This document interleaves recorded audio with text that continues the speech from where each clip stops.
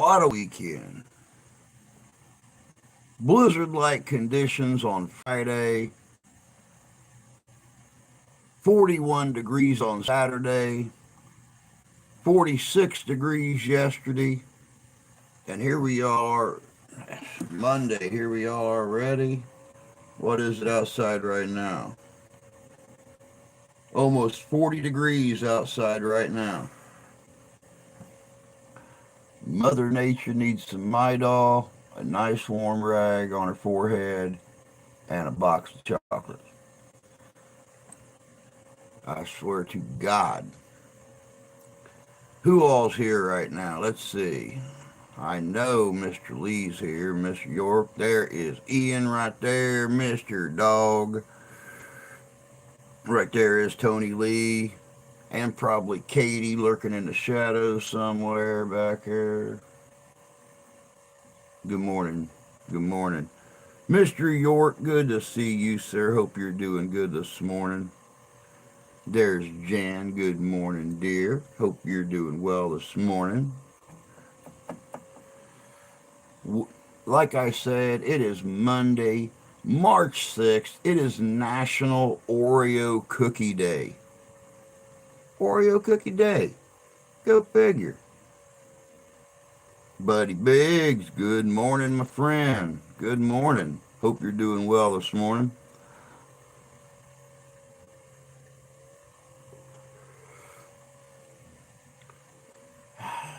You know, I was just bragging the other day about how well I've been sleeping. I've got adjusted to the wife's new work schedule.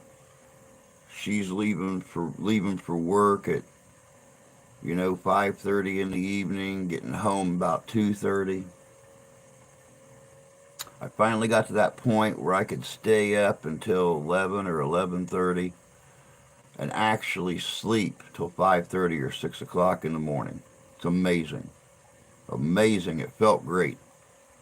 You guys remember how energetic I was on Friday? I went to bed 11 o'clock last night, and my butt was awake at 3 o'clock this morning, and I couldn't go back to sleep for nothing. I must have caught up on all my lost sleep. Because I've been sitting in here working on the next video, getting different elements together and stuff like that for the next video on fairies for Irish American Heritage Month. And well, you won't hear any choo-choo trains in the background because they don't run through town that early. Oh, let's see here. What's everybody talking? Everybody has got to be something, I suppose. Yep, they do. Let me see here. You energetic? I must have missed that. Well, I even made the statement. I'm so full of energy today. I slept so good last night. Blah blah blah. Yep, and it kicked me in the butt this morning. Is that a bear claw necklace? It is a simulated claw. It's made out of a polymer, but it's molded off of a grizzly claw. I couldn't afford a real grizzly claw. I mean, those things start at 60 or $70 and go all the way up to $200 depending on the size of them. This one here, on the other hand, was like $10. I could afford it.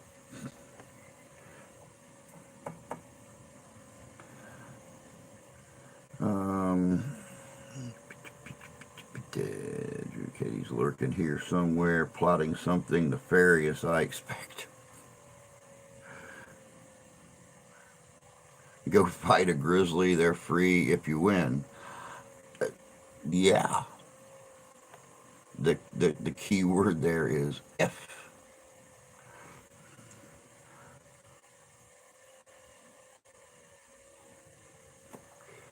That is actually on my bucket list. Um, going on a bear hunt is definitely on my bucket list. Um, going on an elk hunt Also, moose, definitely on my bucket list. Something I'd really love to do before I, actually do kick the bucket and don't come back like I did last time. So yeah, maybe someday. Good morning, Santee. Yeah, go get your coffee, man. Just can't yeah, Drew becoming bearish his final video. Yeah.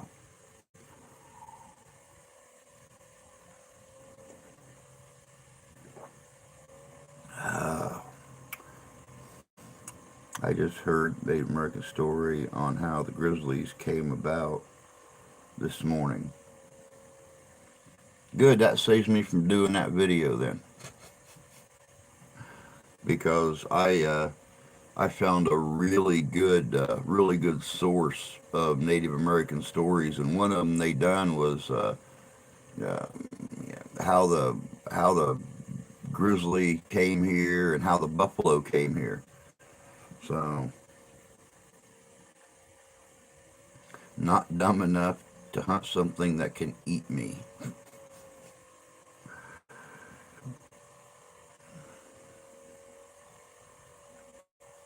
But not everyone else knows. Very true, very true.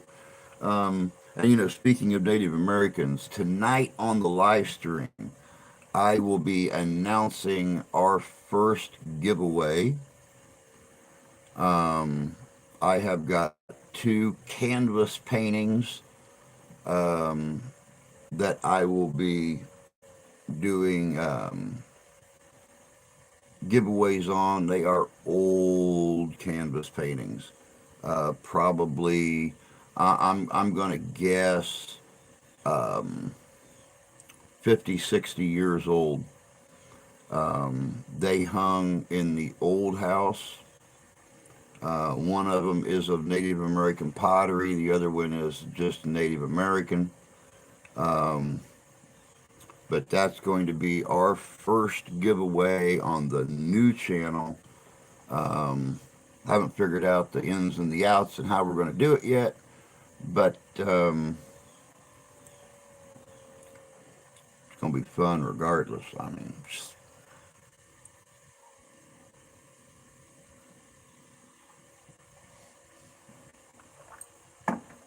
loving this coffee this morning. Just something about it this morning.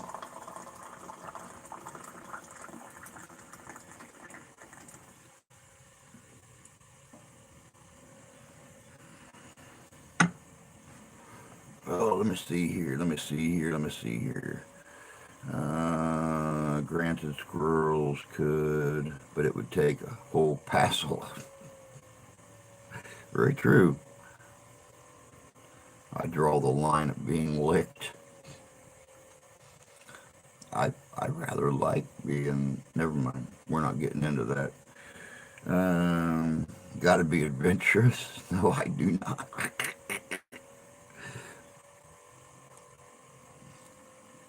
Be honest, I didn't like bear when I had it. Bear, bear's a little hard to prepare, but if prepared right, it is a very good meat.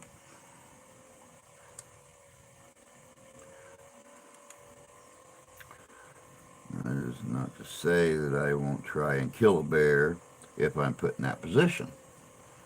Which position would that be? Pushed down on all fours, and the bear is trying to forcibly do things to you that mommy and daddy always said shouldn't be done. That's about the only position that that bear will never get me in. He might get me flat on my back, but he will never get me down on all fours.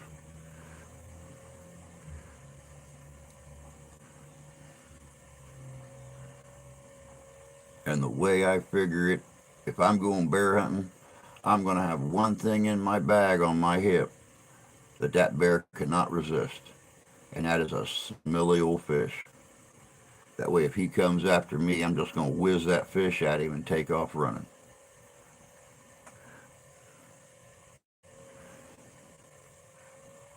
Yay, innuendo time.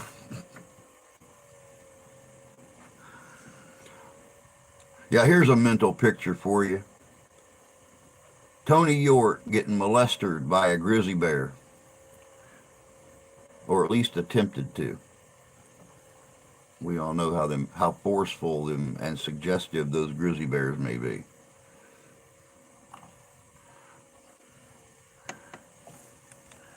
And the smell will still be on your bag and hands, and you'll still end up with bear shit.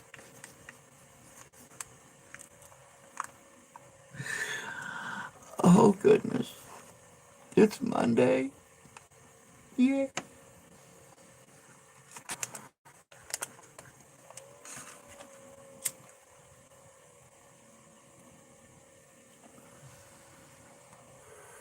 44 Magnum, baby. The bear stopper. And bear, it's what's for dinner.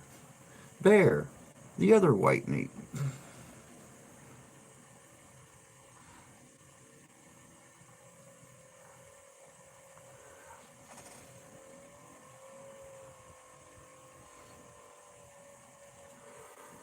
So I hope everybody had a good weekend. I definitely did. Um, ready to continue. Ready. I'm ready to continue this month. I mean, we are we are almost half a month ahead on the videos. Yesterday, the video on the Banshee, Harbinger of Doom or Fortune came out. Tomorrow we got the Doulahan, the origins of a legend. On Thursday we have the true story of Saint Patrick. And next Sunday we have got High Brazil, myth or the resting place of kings. Um, the 14th, Norman conquest of Ireland. The 16th, the leprechaun, Irish folklore rooted in history. Sunday the 19th, why Rome never sacked Ireland or Scotland. On the 21st, I will have the video up from the Kalamazoo Living History Trade Show that I'll be going to that weekend previous. And then after that is the Brehon, Keepers of Ancient Law. And like I said, right now I am working on one on the legend of Celtic fairies. So the month keeps going. Irish folklore, Celtic folklore, legend, myth, history. To be honest, I got into 44 mag hunting Bambi. But when I started cowboy action shooting, I didn't want 10 freaking calibers to reload. So I bought 44 mag guns. Makes sense.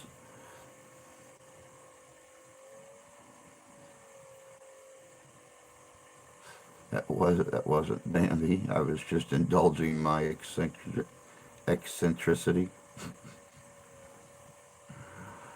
Oh goodness gracious!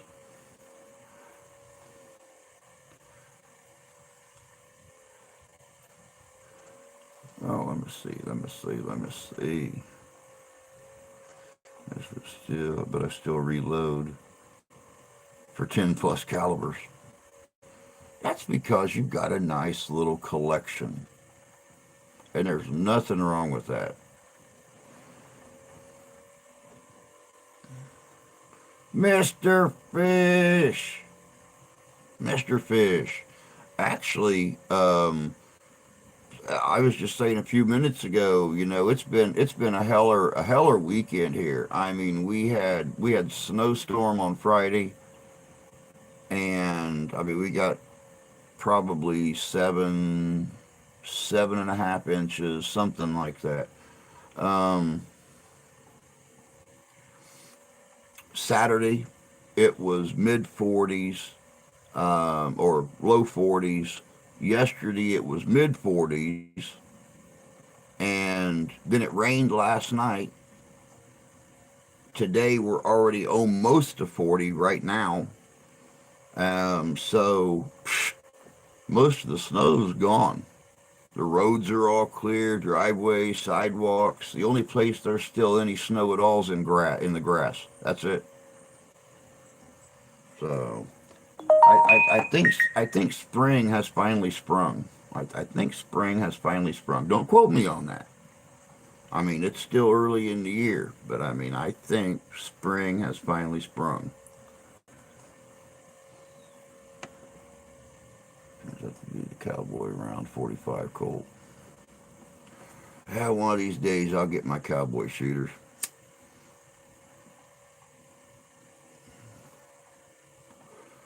I'll be not this coming weekend, but next weekend at the Kalamazoo Living History Show. I'll be dressing in my standard Wild West, and it'd be really kind of cool to have a couple shooters on. But I'm not going to complain. I'm going to film anyway, not to make an impression.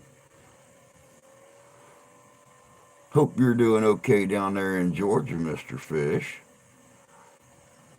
But yeah, it's already pretty here. The sun's out. It's gonna be a nice day. All my daffodils and hyacinths are blooming. Gonna be 74 here today. Wow. I looked for 2 years to find 1875 outlaw and 44. 78 for the high. I don't know what we're supposed to be today.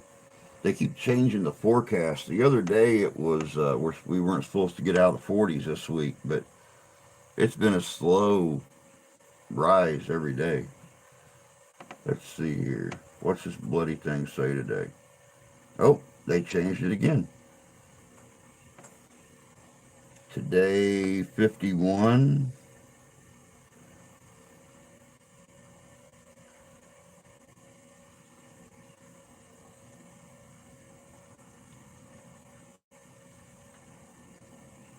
Looks like it's supposed to rain here today, though. Starting at about 11 o'clock. So who knows? Who knows what it's going to do, man? They change they change the weather forecast here in Michigan more often than most people change their socks. So they change the weather forecast more often than most people change their shorts. So you never know. You never know what it's going to do. I've gone to the Living History Trade Show wearing short sleeve or wearing long sleeves with my sleeves rolled up, no coat, carrying my tripod and stuff. And I've gone where there's been snow and ice on the road. So, I mean, who knows? And that's the end of March, beginning of April. So, you just never know.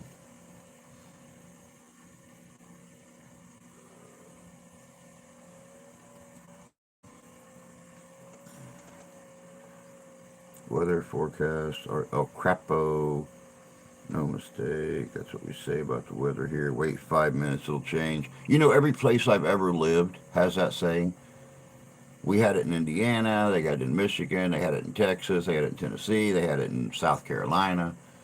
Every place I have ever lived has always said, if you don't like the weather, hang around for 5 minutes, it'll change. That's what we say, but in Cincinnati, the weather changes every 4 hours, seriously. Hey, Chris, good to see you, bud. And see, that's what I mean. Yesterday they were saying, mid 40s. Today they're saying, somewhere between 49 and 51. Right now the sun is so bright, it's almost blinding to be outside. Well, especially with that haze over this eye. It's like looking straight into a big halogen work lamp. But in 3 hours, it's supposed to be storming. So who the hell knows? Who knows?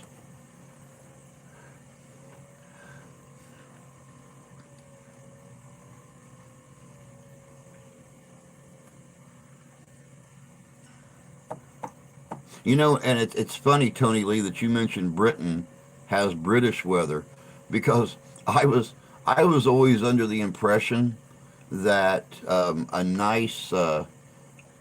nice sunny British day was complete cloud cover and a downpour, but it's a warm downpour.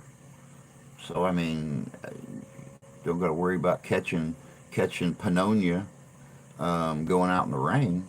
So, 2 hours ago it was clear and sunny. The morning here it's raining. Weather forecast. North Carolina's gorgeous. That's nice. My girlfriend is from Nottingham. I'm fully aware. Morning, Drager. Good to see you, bud. I myself would. Hey, Rusty. Good to see you. I myself would like to have a Ruger Vaquero, but in New Jersey you can't pass the shooting part of the CCW class with a single action. I know. I'd love to. I would love to have a Vaquero. That'd be so cool.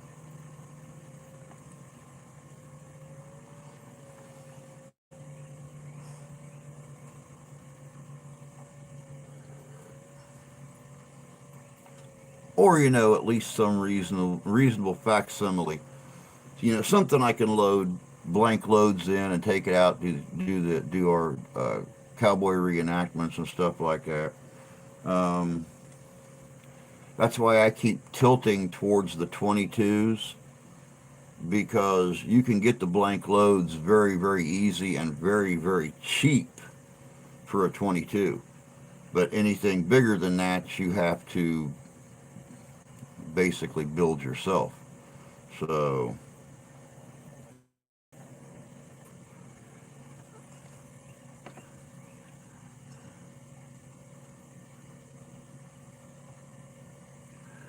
I'll be going to my church shortly, so sorry, but I won't be doing anything history.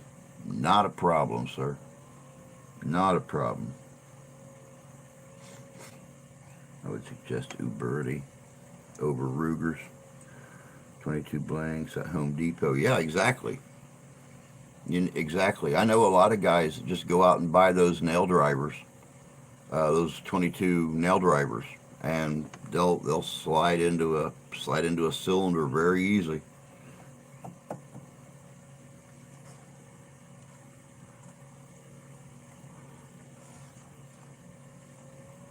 For playing with the Rugers are overly heavy.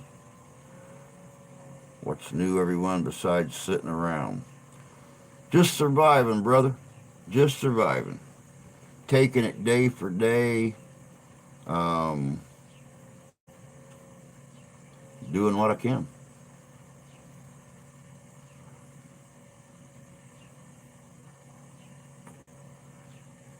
Holy crap.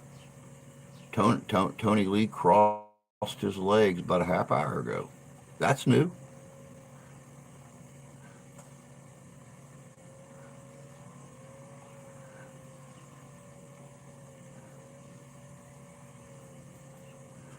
Let me see here. I want to do a little bit of changing here.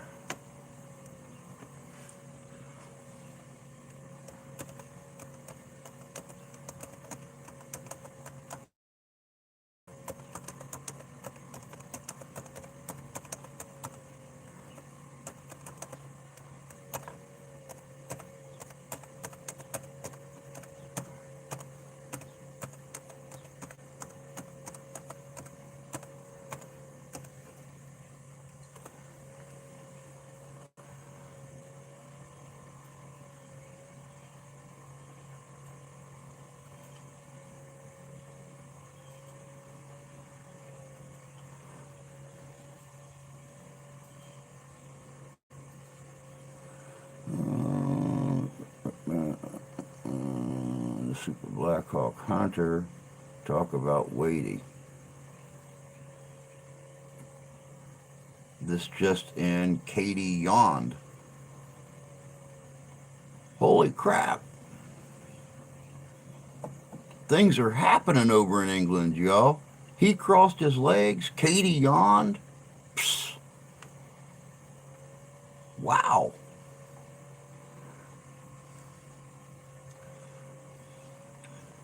Let's go. I had a boss one time, Tony, that had Blackhawks and stuff he liked to hunt with and go out and shoot. And oh yeah, believe you me, definitely,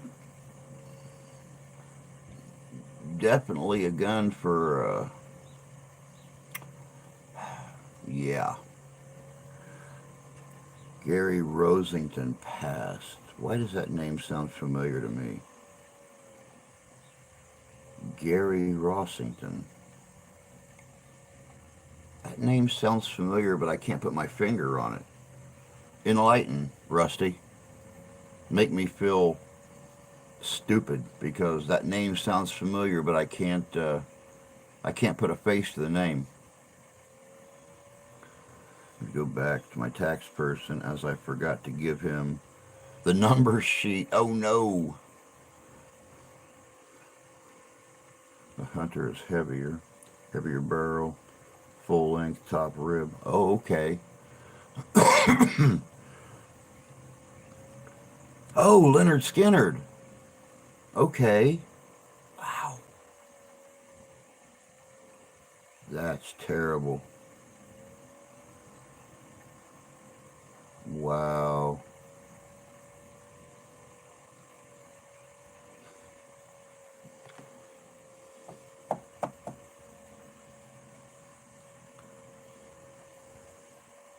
Hmm.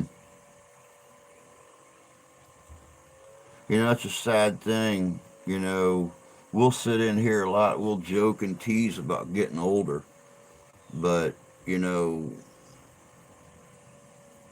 some of you guys are a couple years older than me. Some of you guys are, you know, a half a decade or a decade older than me.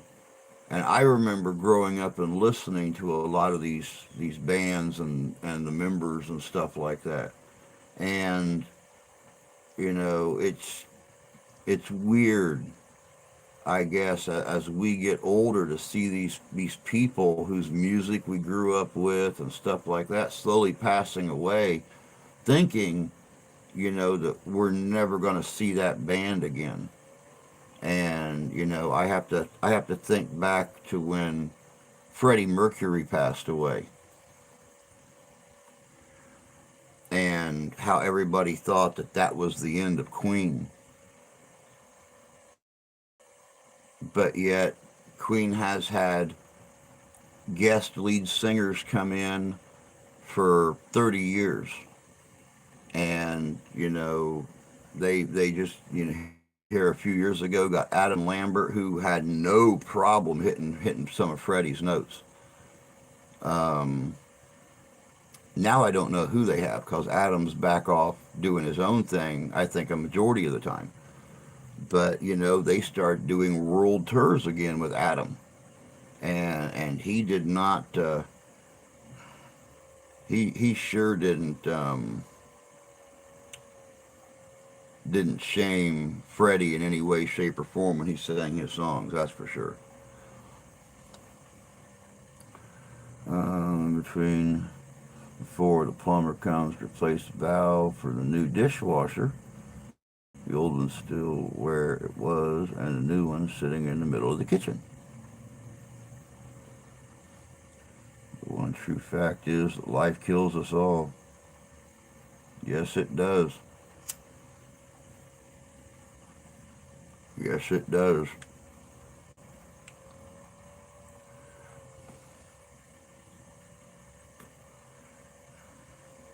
Time for a quick scream or two. Yep.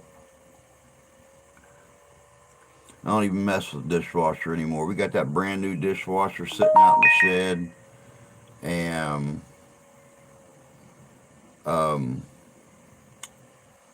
the old dishwasher that flooded on us here a few months ago, I don't have the tools, I don't have the knowledge, and I don't have the equipment to replace it. So every night when the wife leaves for work, I go out there and do up the dishes, get the vacuums ran and stuff like that. Try to pry the daughter off her devices long enough to change the litter box and clean the living room.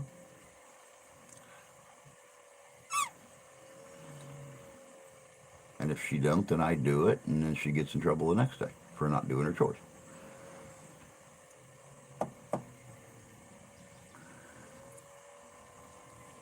I believe Adam Lambert was in the movie Bohemian Rhapsody. I don't know if he was or not. We seen the movie when it hit the streaming channels, um, but I don't know if he was in there or not. Need a pair of pliers and a screwdriver. We'll see, fish with ours. Um, I have to disassemble the whole end of the cabinets to be able to get to everything back behind it. So I got to pull the whole end off the cabinet, pull the dishwasher out, shut the water off, um, which I believe is under the house. Um, Disconnect it, get it outside, get what little bit of water's down the pan dumped out, and then bring the other one in here, um, and then get it rehooked back up and reassemble the end of the cabinetry and everything else. So, oh, and the electrical. I have to disconnect all the electrical on it and everything. With my luck, playing with water and electrical at the same time, I don't know if I'm willing to take that risk or not. Because if I don't burn the house down or flood it, I'm probably going to electrocute myself. So, believe you me, I may have some Irish in me, but the luck of the Irish stayed in Ireland when my family left. So I want to swing an amp at mic like on it, but don't have the nerves. He played the truck driver that was headed to the bathroom when Freddie was on the payphone with Mary. Oh, okay.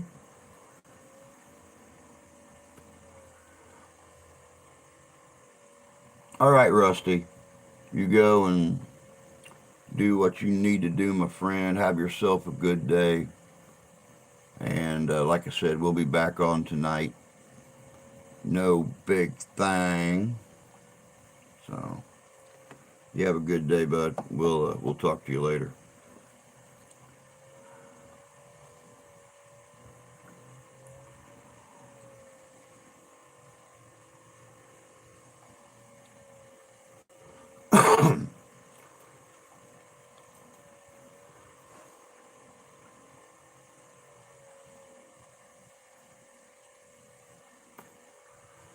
Well, like I said, I will be making the announcement tonight for the first giveaway um, for 2023. Couple nice little pieces of artwork. Couple nice little pieces of artwork. They just don't go. I was actually going to keep them and put them up, but as we started to, well, before Grandma passed away, started purchasing things to make her a little bit more comfortable. She wanted to make little changes on what hung in the rooms and the themes in the rooms and stuff like that. The Native American thing just is not fitting anywhere. So I figure there's other people out there that love Native American artwork, love Native Americans. So I am thinking about putting together a Native American package and um, making that the giveaway.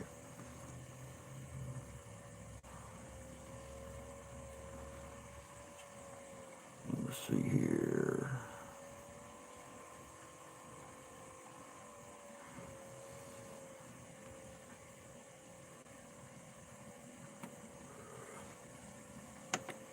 Other than that, just simply working on the videos. Working on the videos and looking for a job. That's about the extent of it.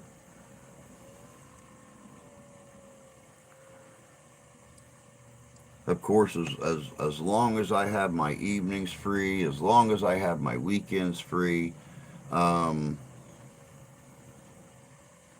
I don't see the channel suffering all that much. We may lose morning live streams, sadly enough, because the few places that are within hobbling distance for me to get back and forth to work to here in town are all are all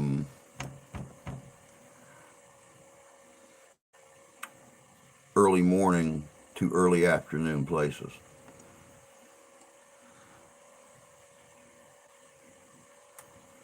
Now, if I decide to go back into food prep, um, then that won't open until about noon. So I'll still be able to do the morning streams, but it'll probably do away with the evening streams.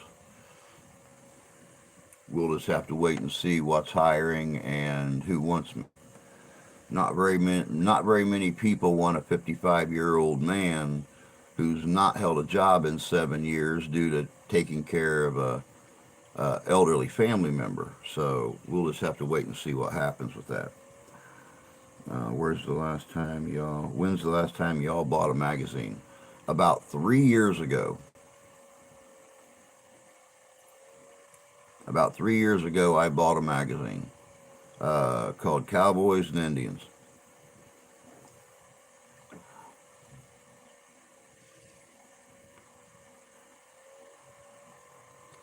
Um, I bought a 10-round magazine for my Remington a few months ago.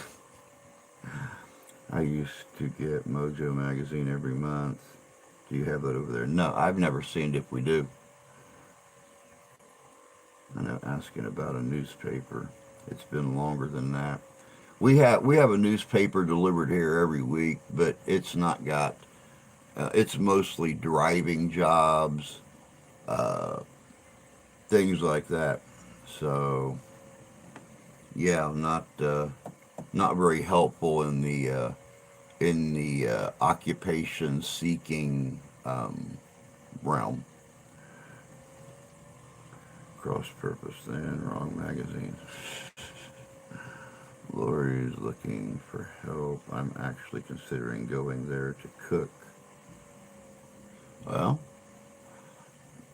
keep you from sitting around the house alone all day long. 10 rounds of 30-06 is not wrong.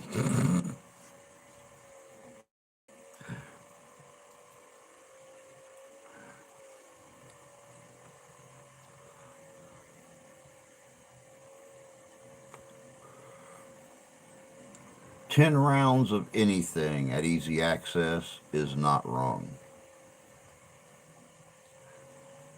Yes, but dogs need to go out during the day. Take them to work with you. Take them to work. Put them in their little kennels and stick them out outside the back door, outside the kitchen.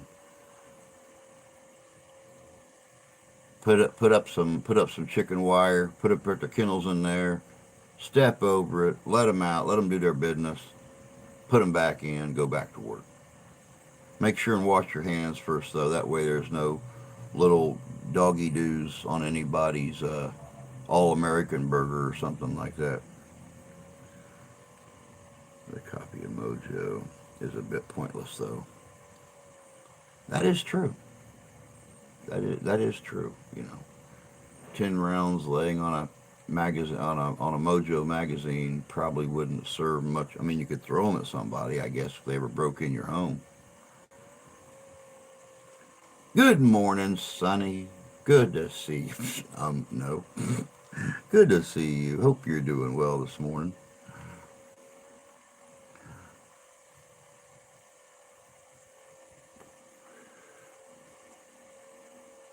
Hey guys, don't forget to hit that thumbs up.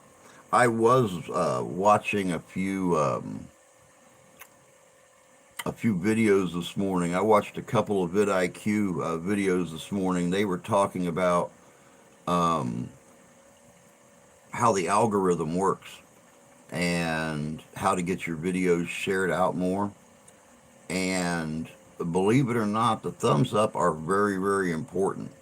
The thumbs up and the views, because if the algorithm sees your own people liking and watching your video, then they have a tendency of sharing them out more. I know we've talked about it before. The way that the algorithm uh, likes to work is when you release a video, it goes out to like, it's within a few seconds, it's put out to about half of your followers. And then the next hour, it goes out to all of your followers. And depending upon the response that it gets there, within the next hour, it goes out to a larger group of people, including non followers. And every hour or so, it goes out to more and more people. The list just gets bigger. It actually takes about 24 hours for your videos to hit all of YouTube, unless you're getting good reaction within the first couple hours. So, not moving too good this morning using the pain meds. I started off at 3 o'clock this morning with the pain meds. My back was hurting this morning. I was not feeling real well when I woke up, especially because I was hoping to sleep till 6 o'clock. But I'm glad I didn't, because it gave me more time to work on that next video. It does seem to be that kind of day. Yeah, it's just weather. Hopefully you're feeling okay. I'm lurking, headed to the tax office. Yeah, you need to get that. You need to get that numbers sheet to them, so they can adequately do their magic. Knees and ankles and neck and back. Typical. Oh, jeez.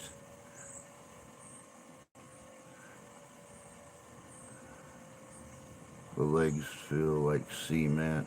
Believe it or not, my legs actually aren't hurting today. It's all in the middle of my back today.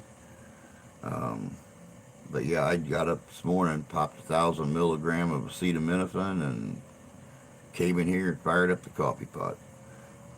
I think my skeleton's trying to move out without me. Ouch.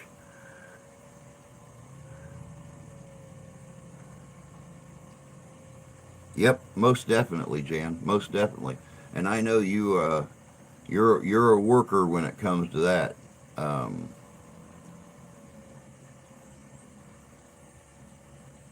every time you take a trip, you are working. So yeah, definite write off on those. That'll be good. Tylenol does nothing for me. Never has. Well, only because I want to keep my liver in somewhat decent shape. I'm not like taking more, because your body only processes about 1,000 milligrams of anything at a time. So yeah, I try really really hard to not over strain my liver. Between the years of drinking and the medications that I've taken for the last 7 years, I kind of want to keep it in working order for a while.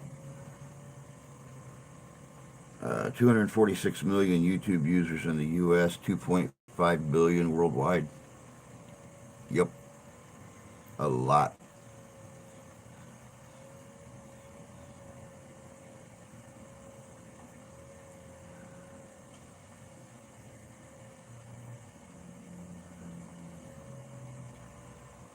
Yeah, people don't realize how immense YouTube is.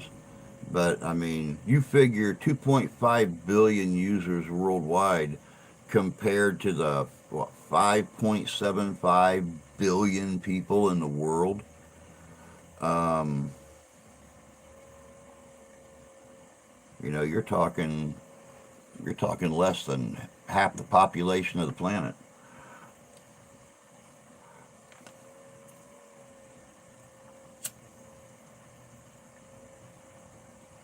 But we're getting out there. I'm getting comments every day from people I've never heard of that don't belong to the family or didn't belong to it when I released a video. So maybe do your show in India. Believe it or not, when the very first thing I do when a video debuts, I might put them up, a week or two ahead of time, but as soon as it debuts on Sunday, Tuesday, and Thursday, I automatically will post them to about 30 different pages on Facebook, history pages, paranormal pages. Um, if it's got to do with Ireland, I release them to uh, pages on Facebook that are out of Ireland or different European countries, depending upon what the video is about, or different American pages. So I've got this kind of thing rolling. Um, I don't know. I don't know.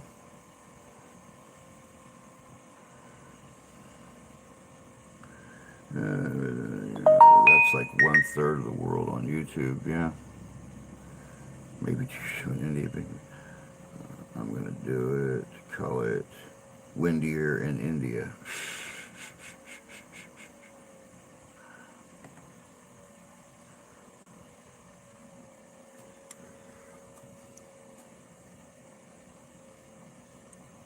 Spanish for sure. Yeah, believe it or not, we actually do have some Latino followers.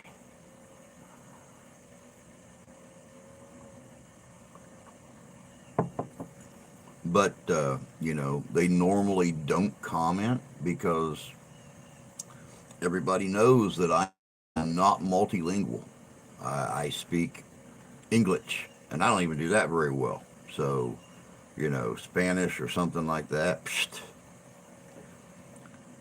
I'm just going to sit there and scratch my head and try to make sense of it. Either that or pull up Google Translate and translate every single word so I understand what they're saying. That's why I'm really kind of glad, when Marco makes comments in Portugal about the only thing, Portuguese he says is amigo, and that's about it. So, which is probably good because um, I don't even know how to spell essay. So I'm just glad he calls me amigo Drew. Then I understand he's calling me his friend, and that's about the extent of it. I'm hoping by the time my daughter gets out of high school, she can teach me French since she's taking French. I'm done with the snow. It can stop any time. Last 2 weeks, I've had 3 snow plows or snow plow jobs. And it's going to be another snowstorm on Friday.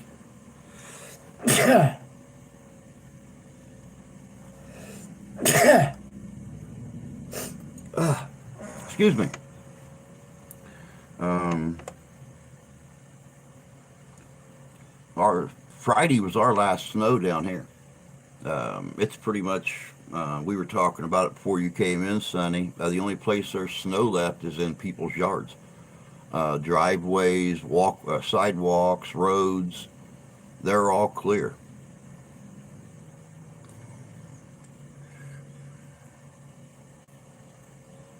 Better than Tonto. Portugal has a great drink called Muscatel, a fortified wine, I guess, like cherry. I've heard of muscatel. I didn't know where it came from. Wow. Hmm. Cool. I can't get a truck hardly ever. Got you a big old Cadillac Escalade and plowing luxury. Yeah, there you go.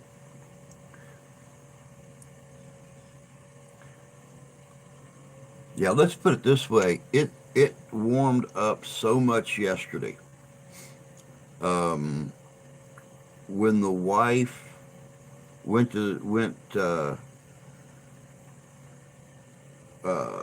out yesterday morning, where they had gone up and down up and down the alley behind the property. They had these great big, huge, icy, wet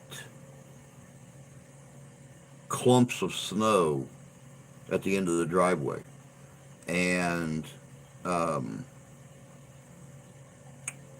by the time she left last night, they were gone. Everything was gone. I mean, you're talking like 30-pound chunks of snow that they had balled up and that froze, and it's gone. There's nothing left on our sidewalks, our driveways, the roadways, nothing. Hey, Bud Files, good to see you this morning. Hope you're doing well.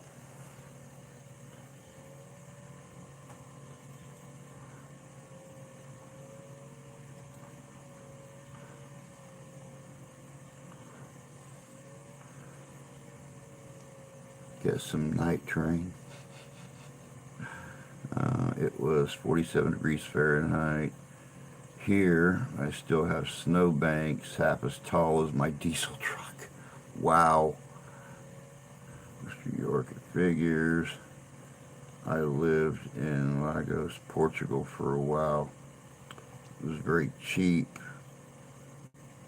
in the out of the way old people's bars.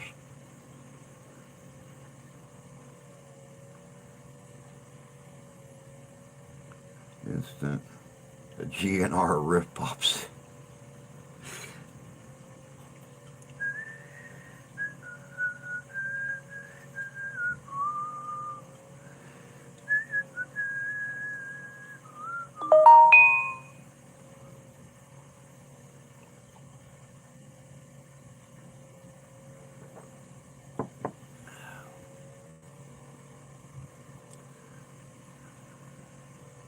Oh, not that one. I'm sorry. I was just, trying to reach back in my memory a little bit, but since it's only that big.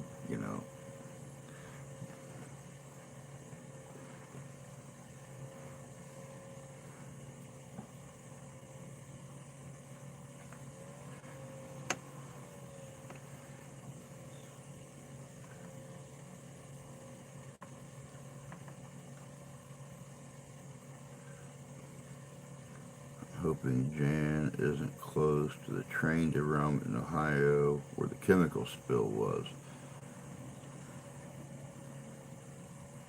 I can't even keep track of the train derailments anymore. There's been two in Ohio. There's been one over in Europe. There's been one in Wisconsin. I mean, it just seems like every few days there's a train derailment somewhere. I mean, to the point where I ask my wife on a daily basis if she's talked to her sister, because every once in a while, every once in a while Jenny will pop in here. You guys will see Jenny Crowfoot pop in, and she works for the railroad out of Elkhart. Sometimes she's inspecting, sometimes she's actually driving. So it seems like every day for the last few weeks I asked the wife, hey, have you talked to your sister? Is she doing okay?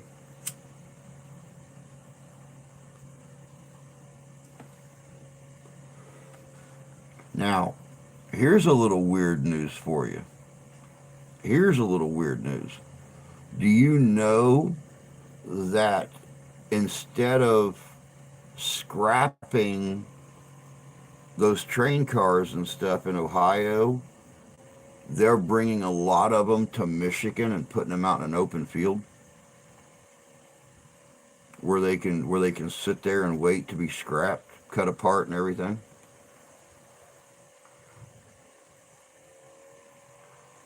Nowhere near here, but still, why aren't they cutting them apart there?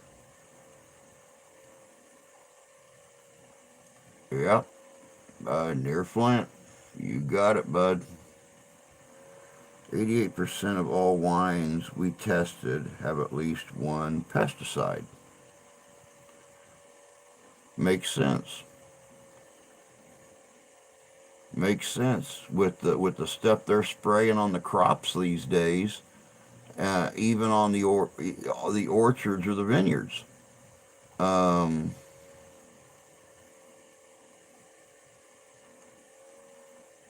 yeah,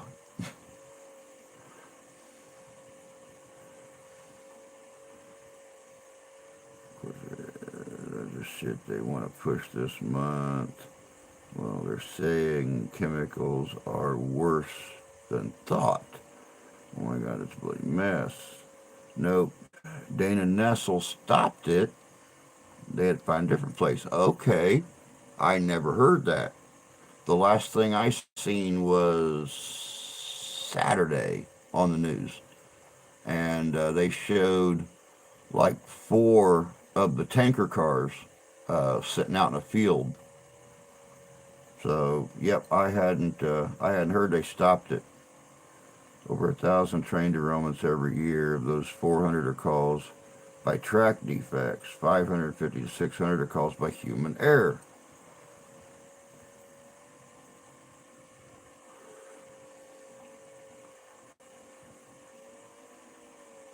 Why is probably due to ground contamination in the derailment area. Yeah, the derailment site. Fox News had Dana Nessel on YouTube News, and she said that it won't happen. East Palestine wreck was on east side of Ohio. We're in the southwest. Okay. Hey, Jay. Good to see you, bud. Hopefully you got some good weather down there. It sounds like you're going to have some really good temps down there today. So I guess we're supposed to have rain starting here in about 2 hours. So hopefully you got a nice clear day down there to do your deliveries and stuff so you can get them done and get the hell out of Dodge and go home with your wife.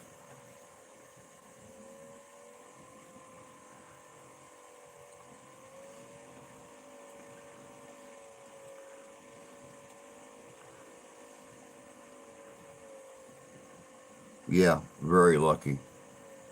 Very lucky. I didn't know exactly where. Train wheels only use a dime width on the train. And it's really funny because now they have. I know you guys have all seen the pickup service trucks that have the automated train wheels that go down and pick the street tires up off the tracks and stuff. And these trucks will go up and down the tracks rolling on those train wheels. Little miniature train wheels, like a lever car would have on them. But being solid iron, they will support the weight of a pickup truck going down the tracks. And what they're doing is they're examining the tracks. The give in the tracks and how much they sway and stuff. Which railroad spikes are supposed to keep them from swaying this way, but they have a certain amount of give when a train rolls over.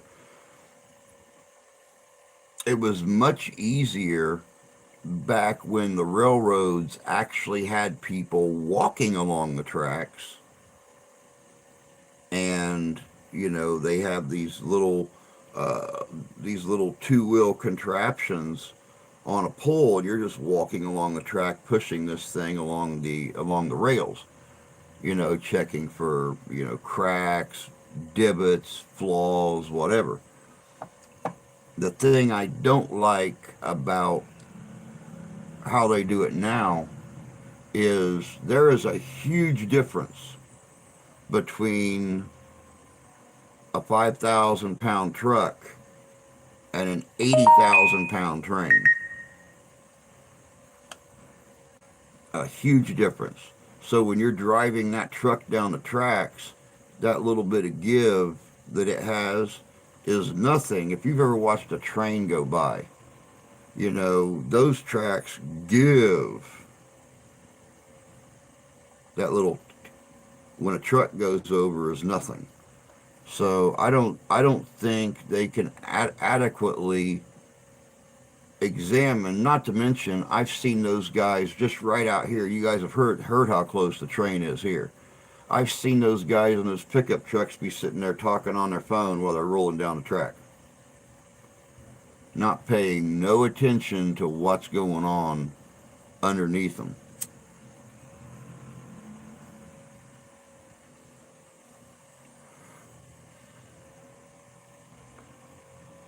It's sunny and a light delivery day. Good. That's how it should be. Train wheels only. I used to practice my bicycle handling skills riding on train tracks. Man, when I was growing up, me and my friends used to walk for miles on those train tracks, just looking for spikes, looking for pieces of plate steel, just whatever we could find.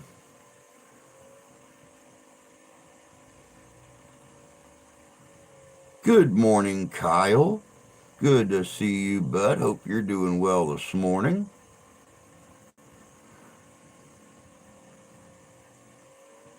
I am doing absolutely wonderful.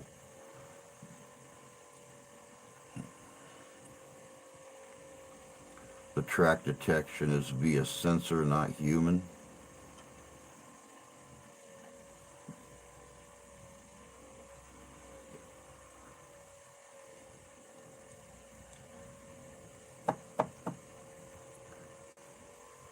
I'm talking riding the bicycle on the rail. Braver man than I was.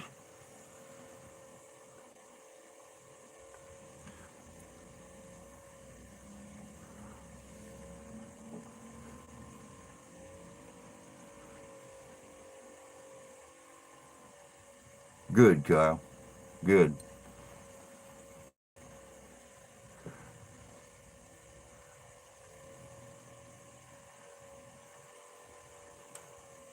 Oh, Kyle. I've been seeing a lot of your posts and stuff on the suggestion pages and stuff when I'm going through in the morning and everything. Um, I just wanted to take a second and thank you for always sharing out other people's links to their pages, and getting attention moved to these other people and stuff like that. I know a lot of people really appreciate that. I seen the one this morning for Jared King, and I personally love Jared and Laura to pieces. I wish I could get to Tennessee to King Con this year. Not going to be possible with everything going on and the strain of trying to keep the house and stuff like that. But maybe next year, who knows? But I just want to take a second and thank you for you know not being a huge channel yourself, but always putting everybody else forward, always promoting other people, their channels, things like that. I know it means a lot to folks.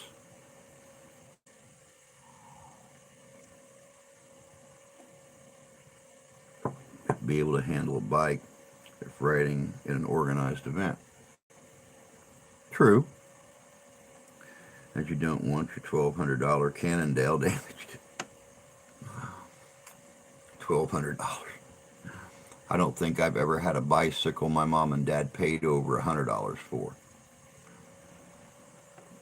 And my first bicycle was probably made 25 years before I was.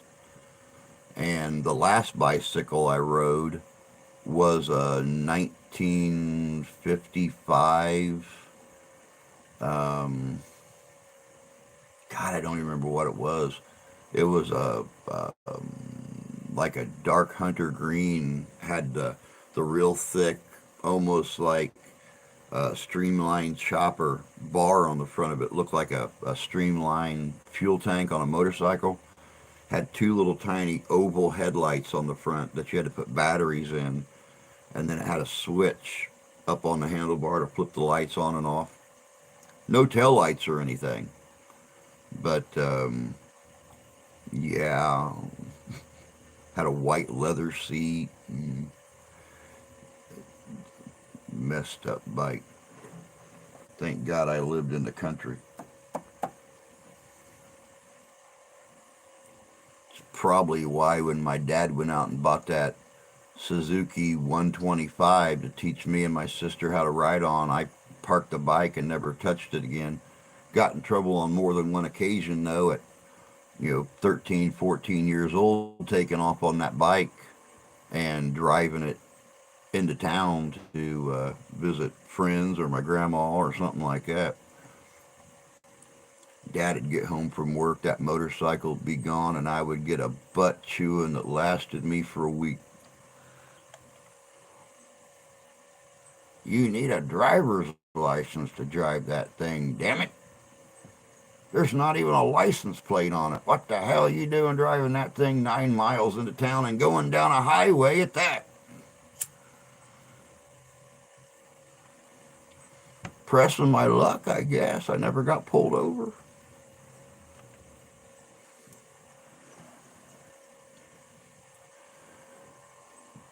National Railways, rail transportation services owned and operated by national governments. I was riding 500 miles a week.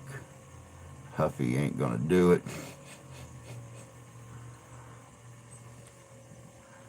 True that.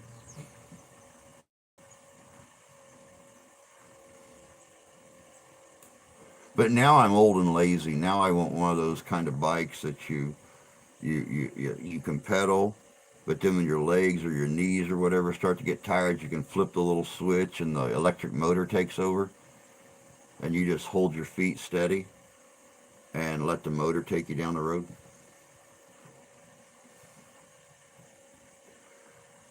I'd love to have one of those. I might actually start riding a bike again if I could get my hands on one of those. There's a couple of girls, there's a mother and daughter here in town. Uh, their dad went out and bought two of them at tax time last year. And you see them all the time. Pretty cool looking little futuristic bikes. But it's just really funny seeing them sitting there with their feet on the pedals and they're doing 35 mile an hour down the road.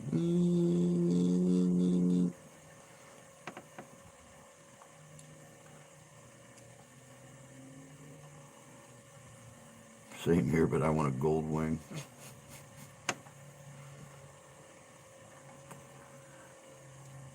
There's 160,000 miles of track in the United States. Wow, I did not know that. That is a lot of iron laid right there. And you figure each 10-foot section of track has got either 8 or 10 spikes in it. So you do the math on that one.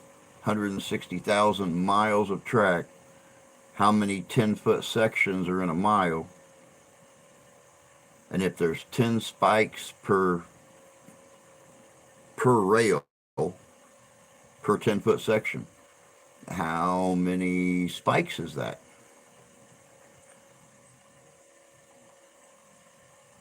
It's an educational channel, damn it. Every once in a while, I got to throw some math in. I mean, come on. Crap. Christ on a Triscuit.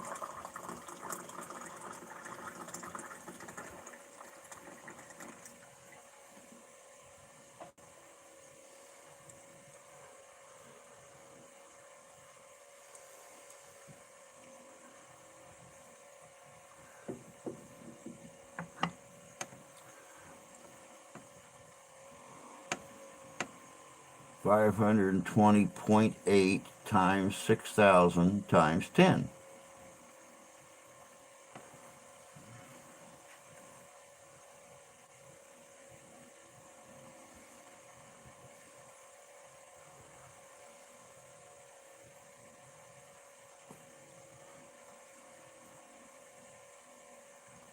It ain't rocket science. It ain't algebra either. Yeah, but I'm the host, so I get to pass off the grunt work to whoever grabs their calculator and does it. I'm the teacher, and I don't have a teacher's manual up here, so I just I get to pass on the dirty work to the students.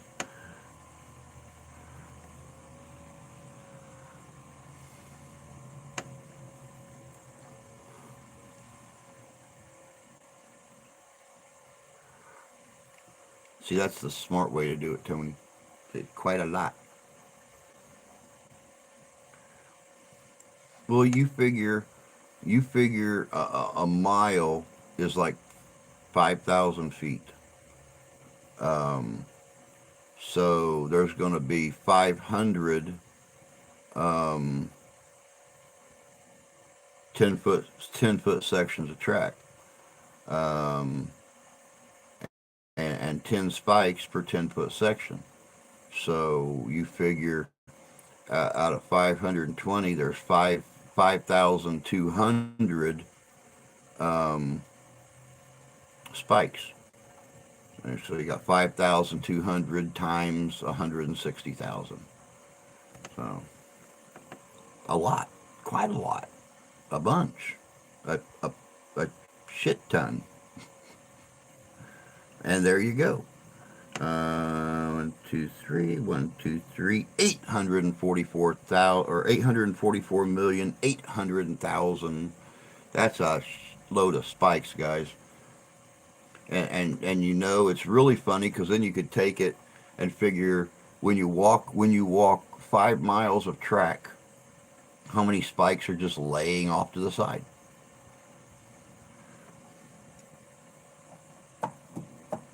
Which is why for the last 15 or 20 years, people have been going out and picking up those spikes and making some really nice knives out of them, heating them up, putting a little twist on them, pounding them out, making these very, very fine blades.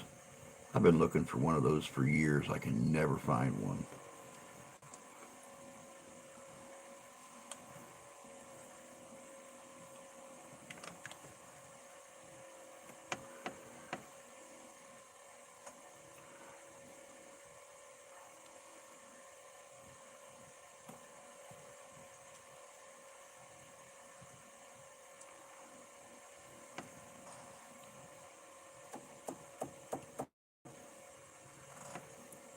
But I like a big knife, so that's why I've always when I have the few times I have actually made my own knife, I usually make them out of lawnmower blades. That way I've got like a 14-inch long blade, just enough handle to grip. But the nice thing about a lawnmower blade knife, I've chopped wood with those things. I don't even take an axe with me sometimes. Sometimes, back when I had mine, my last one I made, I just wrapped the handle in pigskin and I'd sit it right on top of a log, take my steel mallet and drive it right down through the log. Kind of an all-purpose knife. Leaf springs are probably one of the best knife material. Oh yeah, yeah. Leaf steel is great. Leaf steel is excellent for making knives and stuff. That's what I mean. If I had the tools and stuff, a torch I could cut the leaf steel with, um, the grinders and things, uh, I could I could make knives all day long because I have access to antlers and all kinds of stuff. So I could do some beautiful stag handle knives and things like that. It's just a matter of having all the tools I need um, to do it. But there is nothing better than to take 3 or 4 days working on something like that. Then you see that finished product. And if you want to get real fancy smancy with it, I had a knife here a few years ago I picked up in trade, um, where they heated the blade up, then they scrubbed the blade with a brass brush. So that hot blade picked up the brass collar instead of just being plain steel. And it was polished almost to a mere finish. I used to prepare dinner with that knife. I'd eat dinner with that knife.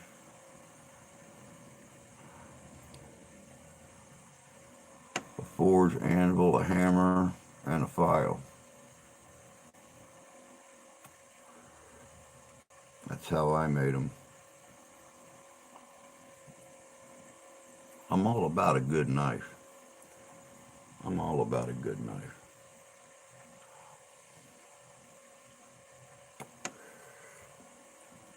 Matter of fact, my good knife is laying right there.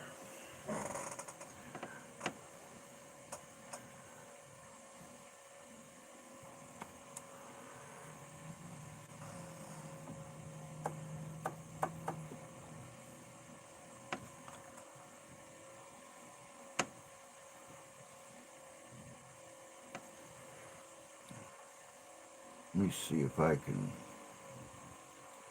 clear up this background picture a little bit. Why am I set on 360 instead of 720? There, now you can see the guns and stuff behind me much better. I didn't like the making of a knife at all. It was hot and a lot of work.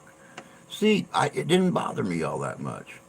But when I made my lawnmower blade knives, um, I would take triangle files and stuff like that. I would turn the hole in the center of it into like a French weeping heart.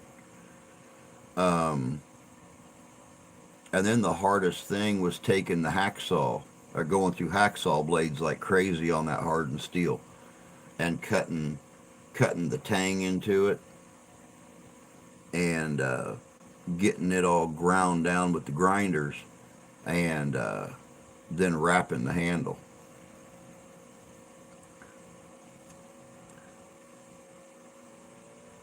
Files. Oh yeah, I've seen some really nice file knives. I have seen some very nice file knives made.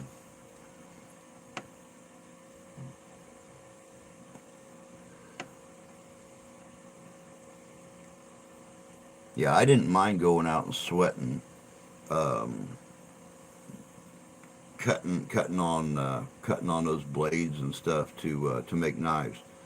Like I've told you guys before, it's been a long time, but that lawnmower blade knife of mine, I carried it around for like 2.5, 3 years, something like that, and had used it, God, probably 30 or 40 times through a summer.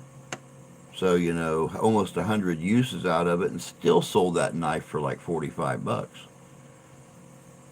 because it never lost an edge. It always kept its shape. I'd hit it with a file once in a while to put an edge back on it. Then I'd finish it off with a stone, and never had an issue with that knife. And people loved it. They especially loved that weeping heart in the center of it.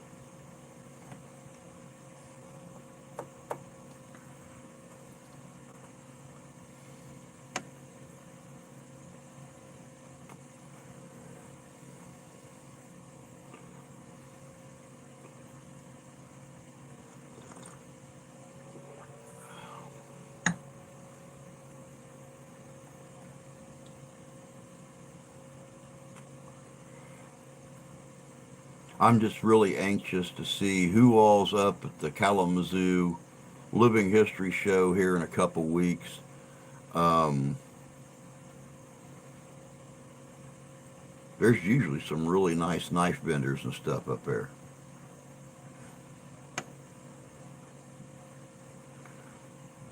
What would be the best all around knife? Fishing, to be honest with you, the best all around knives that I have ever found are the ones that are handmade. You know, I have had way too many pocket knives and small boot knives and stuff like that. Scottish blades. Um, the ones I have found that I've been the happiest with are the ones that are handmade, not the ones that are industrial made. You know, that's like my dirk.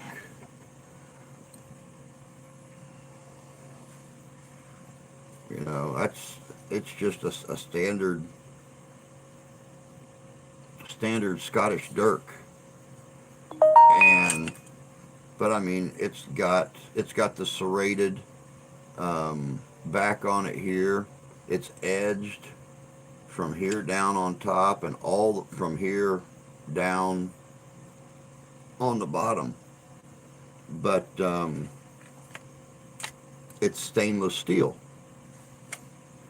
You use it the wrong way, the blade's going to break. The same with the little knife.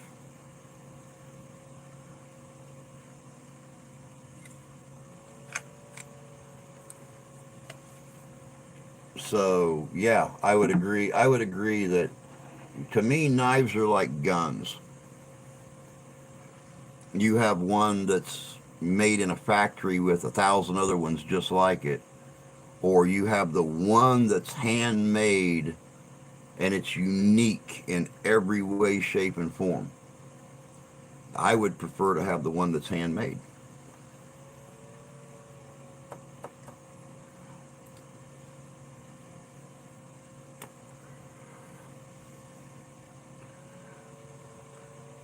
To carry, make sure you know the laws for legally carrying a knife.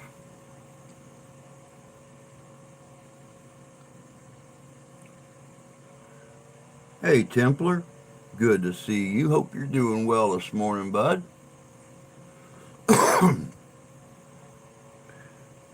Good morning, Lady C. Good to see you.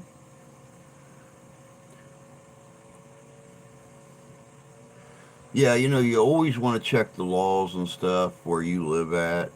Like here where I'm at, you can open carry anything.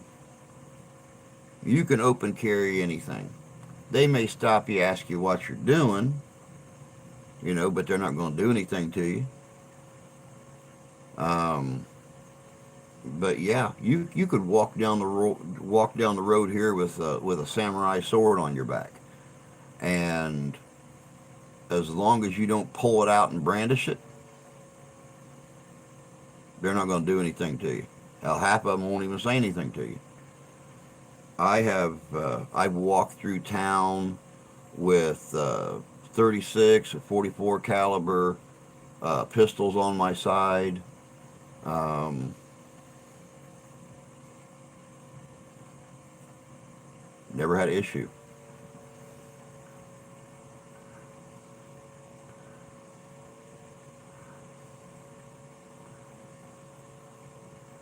My first day back at work and on break. How you holding up, bud? Still feeling okay? I mean, first day back in a few weeks. I figured you might be a wee bit sore getting back into the grind of things.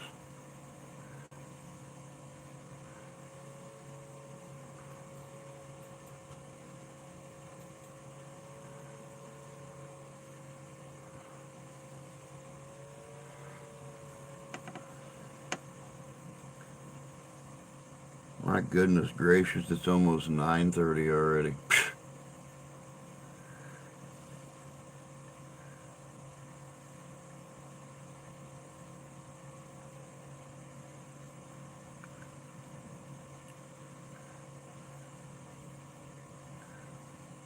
Back sore, but goes with the job. Hernia pain is all gone though. Thank God. Good. Good.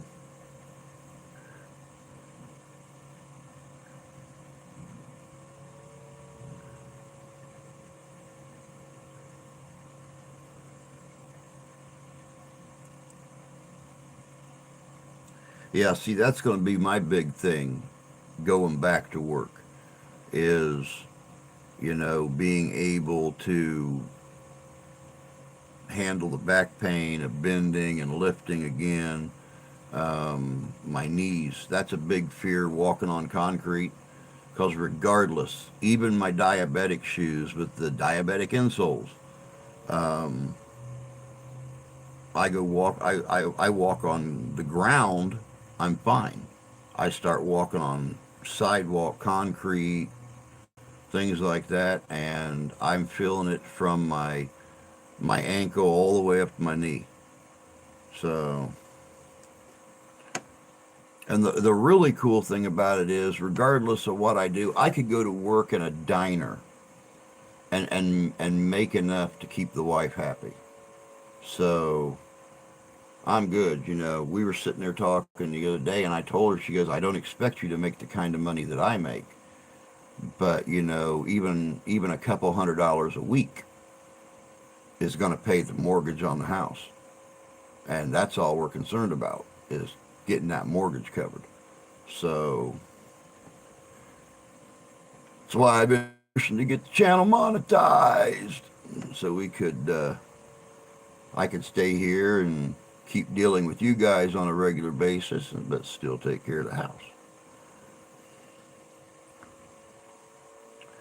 Gonna push off now, Drew, and all. Have a great day. You too, Tony Lee. You and Katie have a great day. I know your day's about 5 hours ahead of us right now, so um, have a good rest of your Monday, and hopefully we'll catch you tonight. Being a dishwasher is the way to go.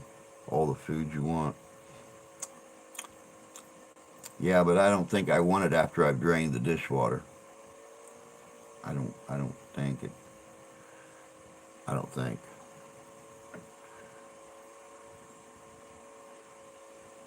Morning, Mr. Dog. Hope you're doing well this morning, sir.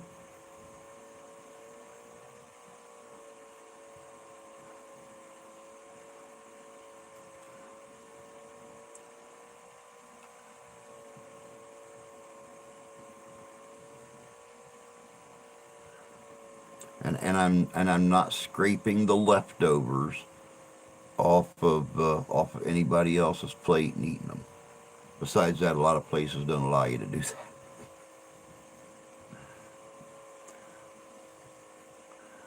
Finer than a frog's hair split 4 ways. Good. Now that's fine. That's fine. And I am glad you're feeling that fine.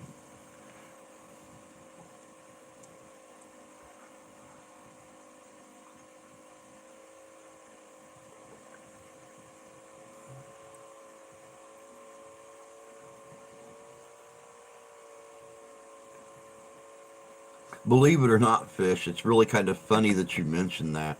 We had uh, we had we had a diner, little diner here in town at one point in time, and they didn't make a lot of money. So basically, whether you were a kitchen help or a dishwasher or a waitress, you served food, so you all got waitress pay.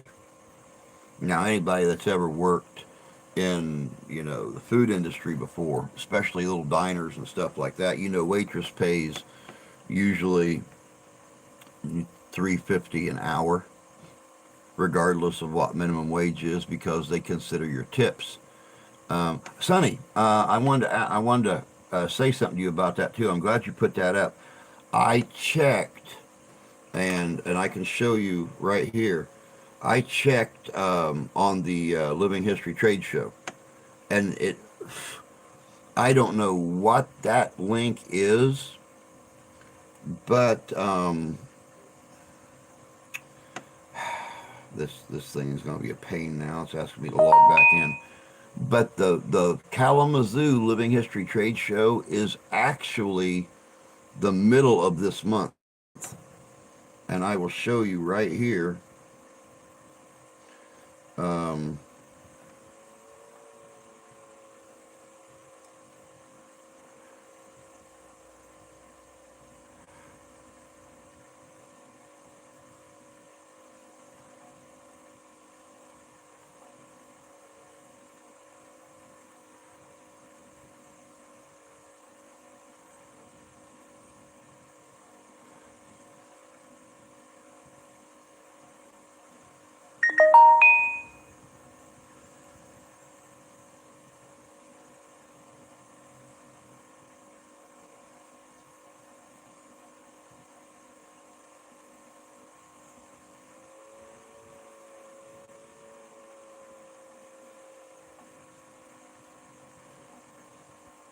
yep, right there.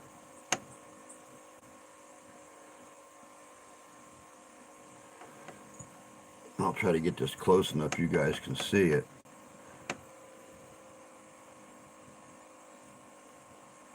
March 18th and 19th. Um, this year.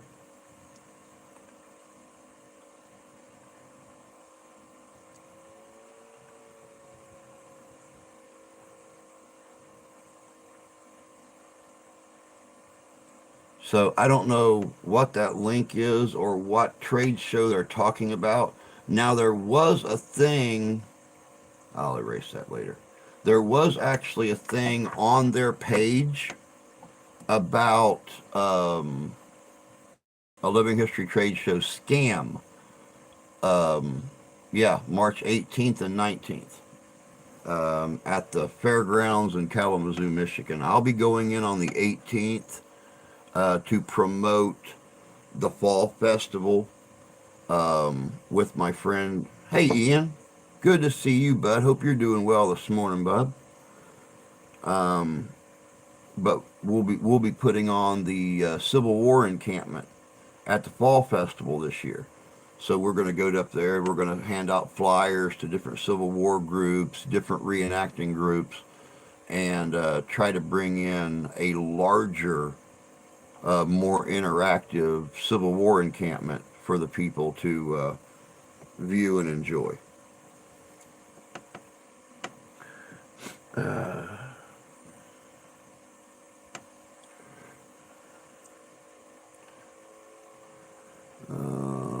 so that's why I was fired and not for pinching the waitresses. Yeah, yeah, that's it. That was it. I'm looking lovely as ever anymore. Also, yes, you are. You're always looking lovely as ever.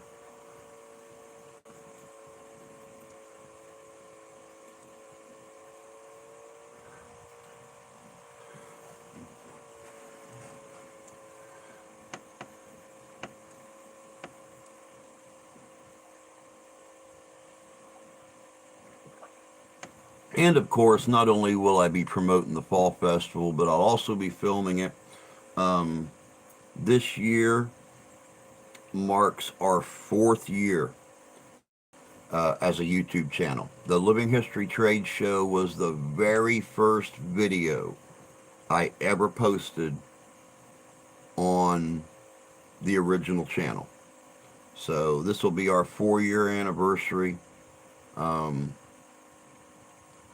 sadly enough, we missed 2 years in there because of the pandemic.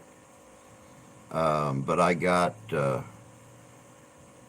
what, 20, 18, 19, no, 19, 20, 21, 22. I got 2019 show. We missed 20 and 21. I got 22. So this will be our 5th year. This is our 5-year anniversary, guys. So, woohoo.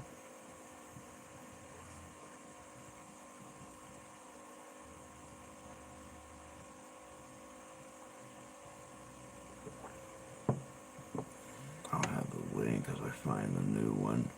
That link is from 2022. Gotcha.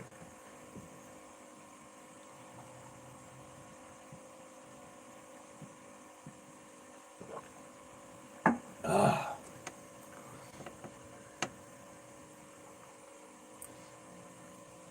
19, 20, 22, 19, 20. No, it's our 4 year anniversary. 4 years. 4 years. Because 2019, I started this channel in March, or I started the original channel in March of 2019, and the Living History Trade Show was the very first video on the original channel. And yeah, this will be 4 years because we hit the first year. We missed a year, and then I filmed last year, and then the channel went down, and we'll be coming back this year. So happy anniversary to us, coming up here very, very soon.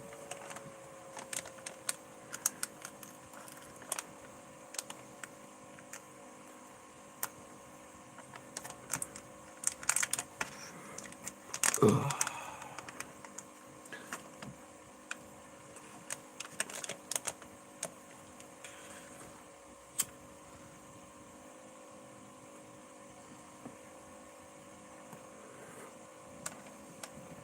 You know, fishing, there's times I miss doing everything in the shed, doing the videos, doing the live streams. Um,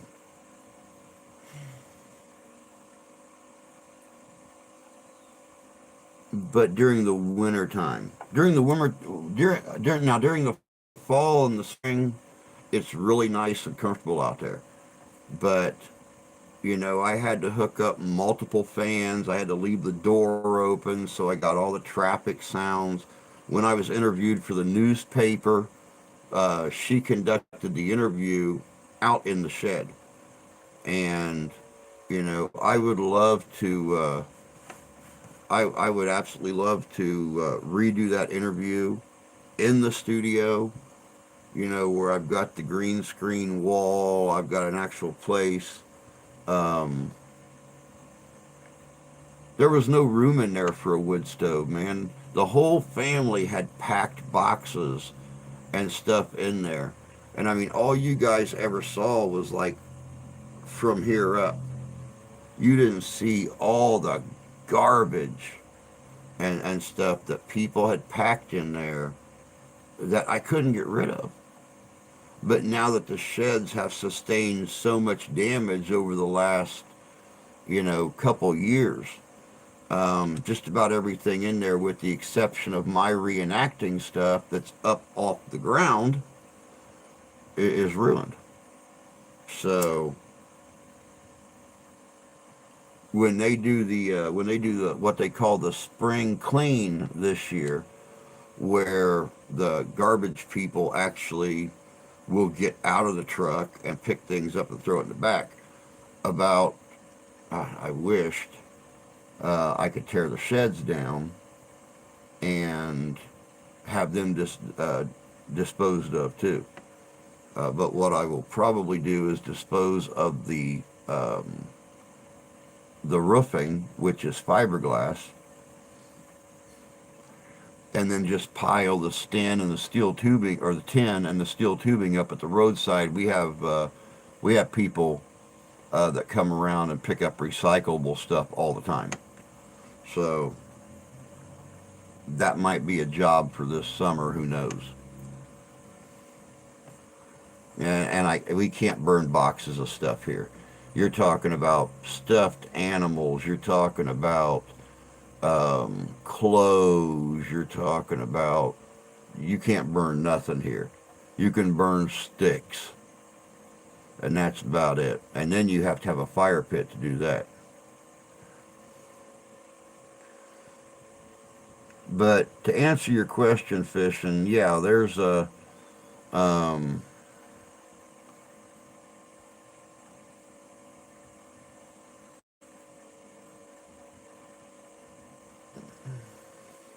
just post free sheds. People will come and take it. I may do that. I may do that. 2023 Living History Trade Fair.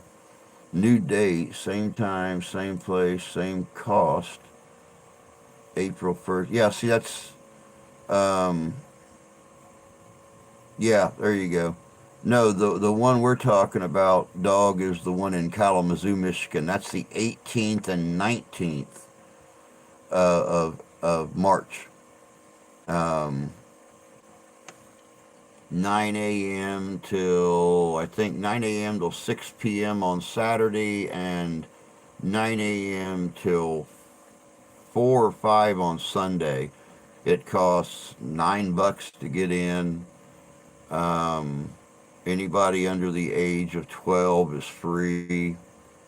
Um,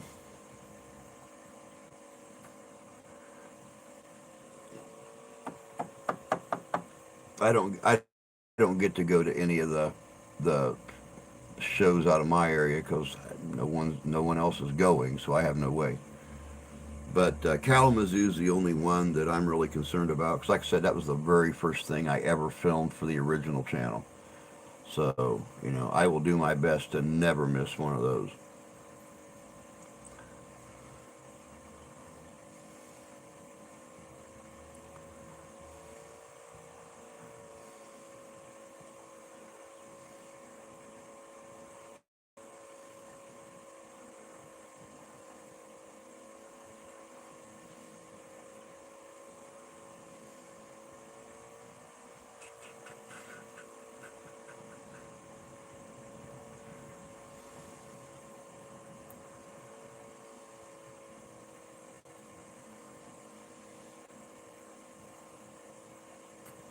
And the really cool thing about Kalamazoo, and I definitely push the fact that if anybody on here does any camping, if they if they do any reenacting, um, any roughing it kind of thing, you're into black powder shooting.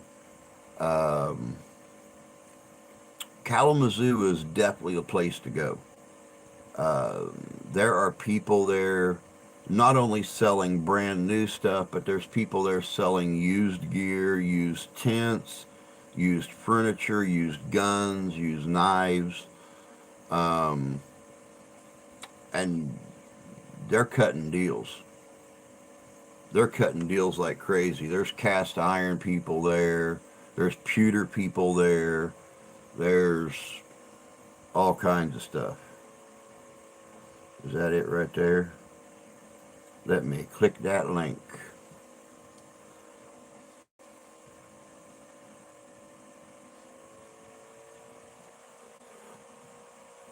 Now, why'd it come up twice? That's kind of weird.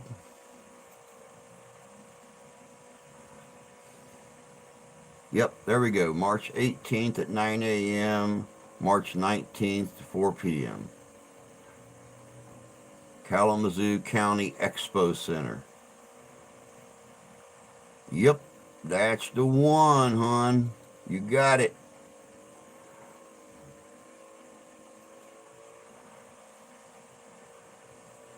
Where's all the free things to do? Yeah, right. Not a, not so much free stuff anymore. Yeah.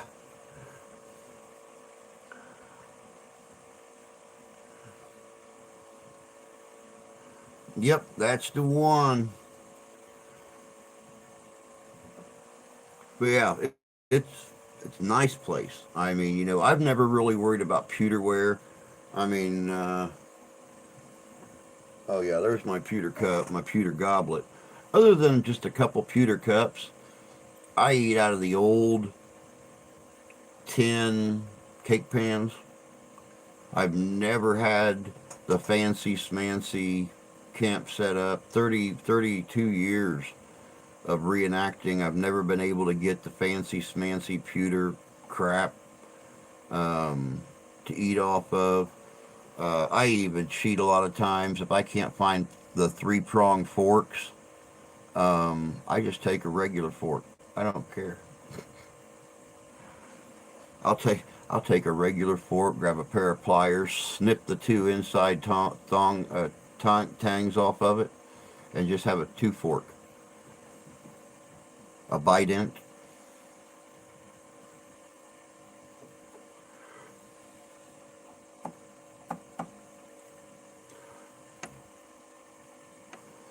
Makes it a little harder when you're doing like an officer in the Civil War or something like that because they would have the fancy stuff. But hey, I'm a I'm a poor officer. It's kept me out of a lot of events, but you know something. Screw them places that's got thread counters and authentic Nazis. I don't want to go and do their damn event anyway.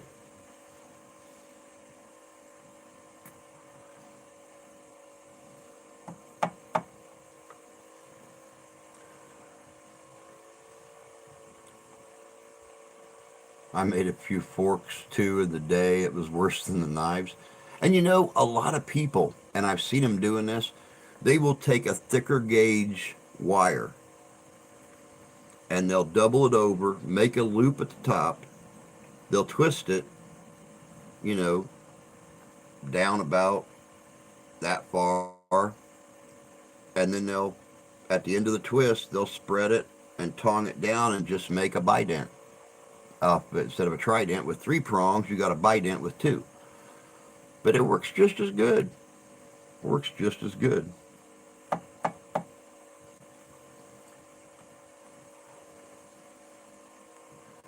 And they're cheap and easy to make. You know, you got about $2 worth of material in it. You sell it for 6 or 8, and boom. And people will pay $6 or $8 for little heavy gauge wire bident forks. Make meat on a stick, dude. I've done that so many times. I've actually got a spick that a more modern one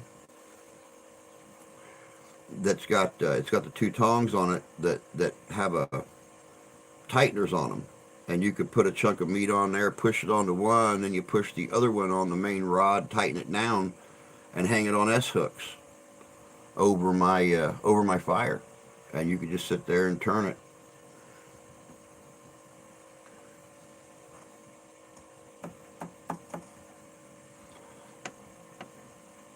I've made meat on a stick many times. I've made turkeys, I've made chickens, I've done roasts.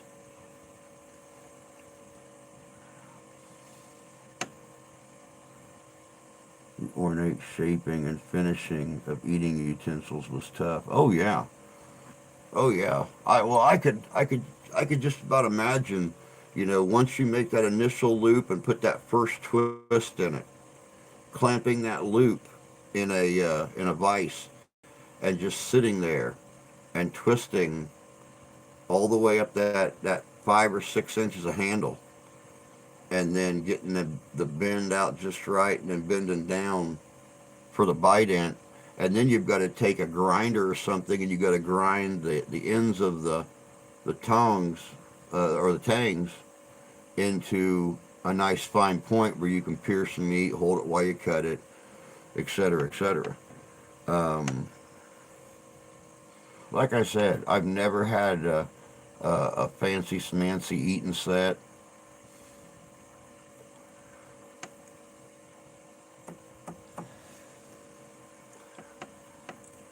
Never really worried about it.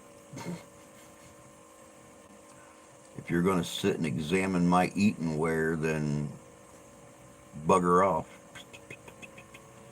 The same as looking to see if my shirts and my coats are stitched on a machine or hand stitched, how far apart the stitching is, what type of buttons I have on it, etc., etc.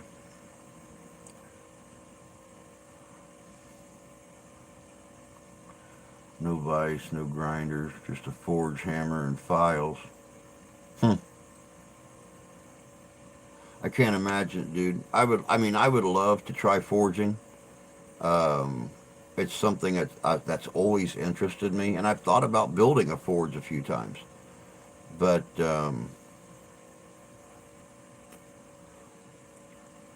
Who knows? Maybe when I get the things done that I need to do, then I can start. Then I can start doing some things I want to do.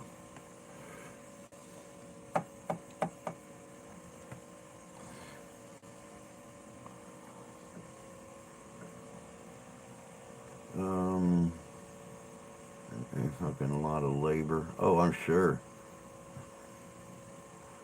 I'll check after. I think Toledo. Oh, what was it that Dog had up here earlier? Um, Sandusky County Fairgrounds, Fremont, Ohio, in the Flower Building, and that's April 1st, Saturday, April 1st, Sunday, April 2nd, 9 a.m. to 4 p.m., 9 a.m. to 3 p.m. So it looks like Sandusky County Fairground, Fremont, Ohio. $5 per adult, children under 10, free with adult.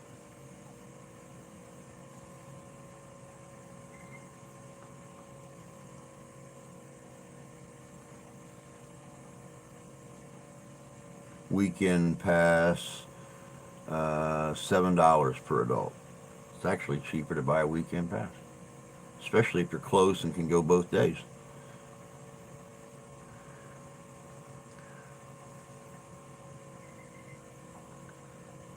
Isn't real hard, but there's a pretty steep learning curve.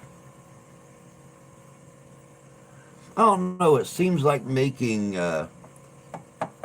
eating ware would be a little bit easier than making a knife or something like that, because you have to temper the steel just right when you're making a knife, um, especially a utility knife that you're going to be using for everything. Um, but making flatware, it seems like you wouldn't have to worry about the tempering all that much. Um, getting the right color of the steel, you know, um, tempering is pretty easy. They sure do make they like to make it look complicated. That's for darn sure. My wife and I both love to watch Forged in Fire, and the tempering process that they use. They make it seem so complicated. You have to have the steel a certain color of straw, or um, whatever, when you temper it, or you're gonna get cracks and stuff in it, and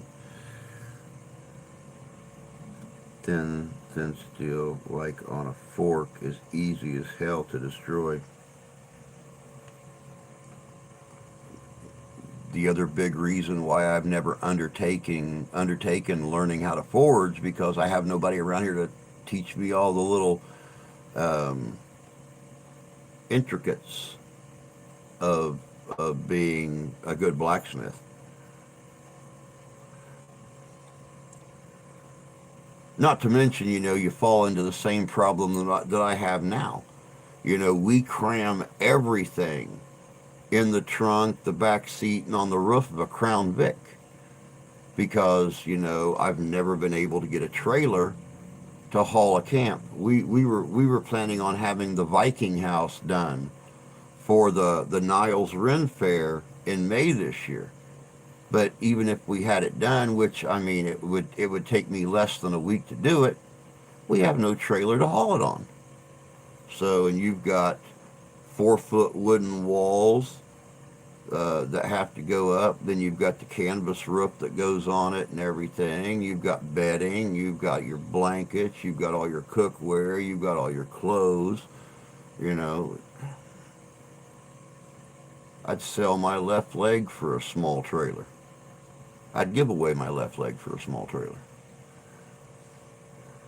1 or 2 seconds too long in the heat and it melts away.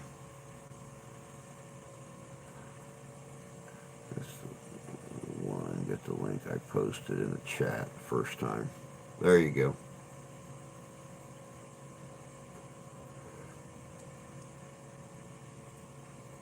I never did forging displays. Too long of a process. And you know, we have we have 2 or 3 blacksmiths that run the circuit around here.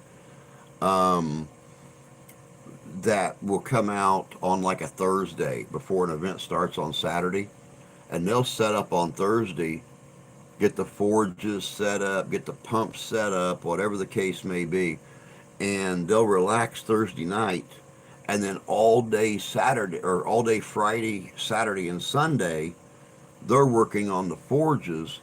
Um, Friday, of course, you know, selling to other reenactors and stuff.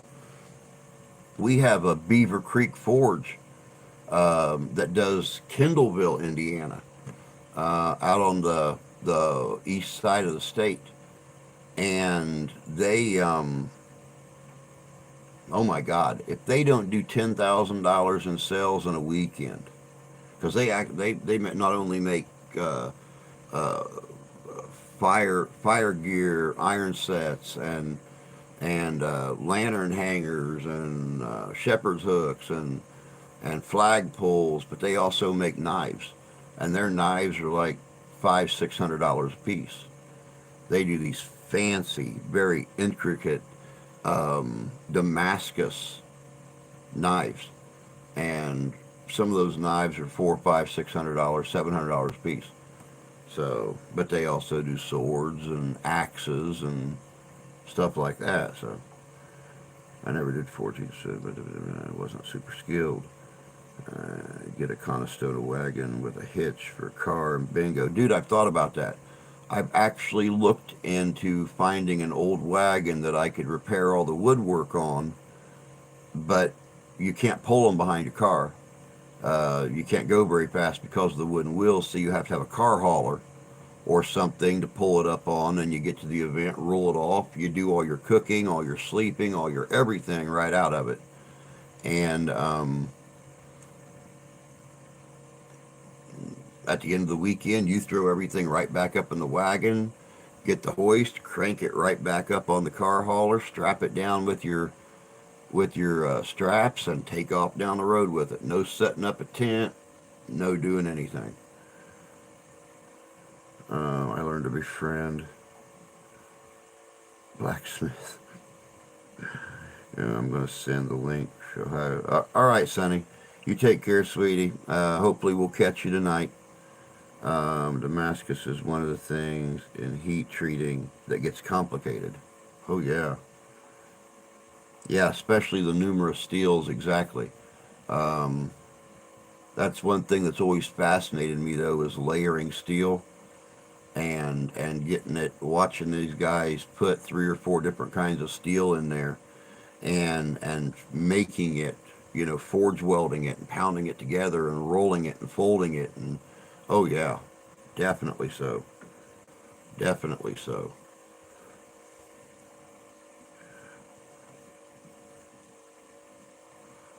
But all right, guys and gals, it is that time.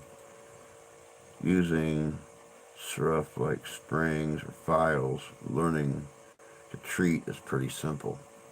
Yeah. I'll have to spend some time with the blacksmith next time I see one and watch how they do things. But it's 10 o'clock, y'all. It's time for me to get working on that next video again. The wife is sleeping, so I have at least the next 3 or 4 hours to